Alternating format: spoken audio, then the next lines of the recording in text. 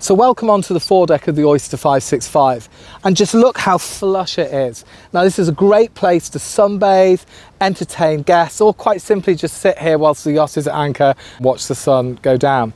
But let's have a look at the features on this foredeck. So first thing is have a look here. These blanks are actually for our removable dorades. Now this is very practical when the yacht is sailing at sea. We can put the dorades in here. We literally remove these blanks, we put the dorades on top. There's a cage that goes onto the top, and therefore we've got natural ventilation into the yacht. When of course you want to go back to having a flush foredeck, you literally just pop the cage off the top, unscrew the dorades themselves, pop in the blanks, and there you've got a beautiful flush foredeck again. Just to the left of me here, you'll see this is our skyscape window. So this is the window that effectively floods the forepeak full of light, giving it that light and spacious and airy feel below decks. Moving forward again, as you can see here, we've got our attachment point here. This is for a removable inner forestay that allows us to fly the storm jib off when required. Here's another little neat feature of the Oyster 565, hidden just below this hatch. If I open this hatch, what you'll find is there's an enormous sail locker. This is completely watertight. As you can see, we've got a place to stow all of our yacht lines, all of our running rigging, our mooring lines, a place for fenders. There's also ample room in there for an asymmetric or a code 0 to be stowed as well. A fantastic feature on a yacht of this size. In front of the sail locker, what we will find is we find our anchor locker here.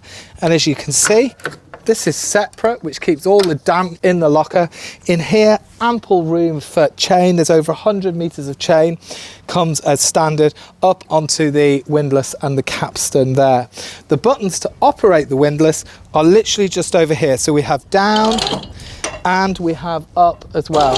So easy to operate with these foot switches. As an optional extra, you can also have the controls back on the pedestals at the wheel stations as well. What we also have on the front here is, you'll see these are our mooring cleats. Now these are pop-up cleats. As you can see, when we want to use them, we just pop them up, and when we're sailing at sea and the mooring line's gone, we can just pop them down like that, giving really sleek lines to the yachts, and then there's nowhere for lines to get trapped underneath.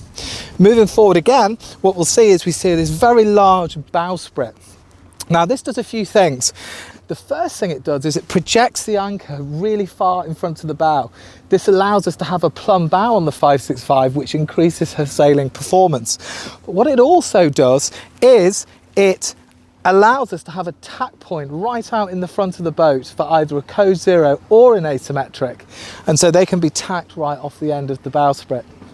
Now on the 565, hydraulic head sail furling and mainsail in-mast furling comes as standard. So you can see here we've got a hydraulic furler up here on the 105% head sail.